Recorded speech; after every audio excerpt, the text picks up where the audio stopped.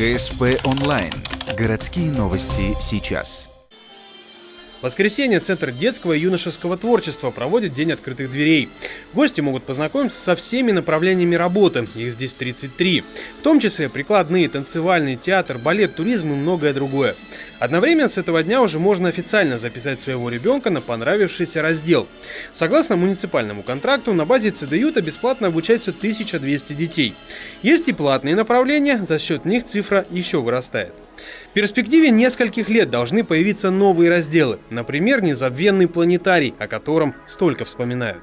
Мы сейчас участвуем в нескольких конкурсах. Это конкурс Русского географического общества, это конкурс народного бюджета. Буквально на следующей неделе мы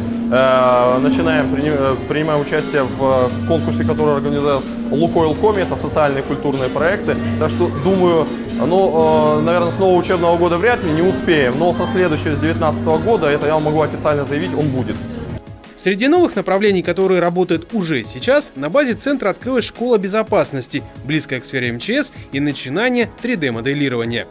Секция моделирования набрала пилотную группу в этом учебном году. 4 парней и девочка должны будут изучить несколько больших блоков: черчение, чтобы осознать, насколько это непросто быть инженером, специализированные программы и только в финале непосредственно моделирование. Планы у секции амбициозные. Обязательное участие ребят в конкурсах, престижных, международных в том числе. Это как минимум. Как максимум это инженерные соревнования. То есть Junior Skills, World Skills – это те компетенции, которые там тоже есть. То есть, и в частности Junior Skills, конкретно компетенция инженерный дизайн CAD – это в компасе. То есть компания Ascon является индустриальным партнером движения Junior Skills, и там ребята соревнуются как раз в компасе.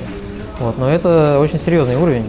Обучение рассчитано на год, потом планируют создать факультатив, чтобы кто захочет, могли совершенствоваться и дальше. Новый набор также будет, однако обучение платное, а число учеников невелико. Всего за несколько часов Дня открытых дверей в разные секции и кружки записалось под 100 человек, и это только начало. А как выглядят результаты обучения, гостям представили воочию здесь же на концерте.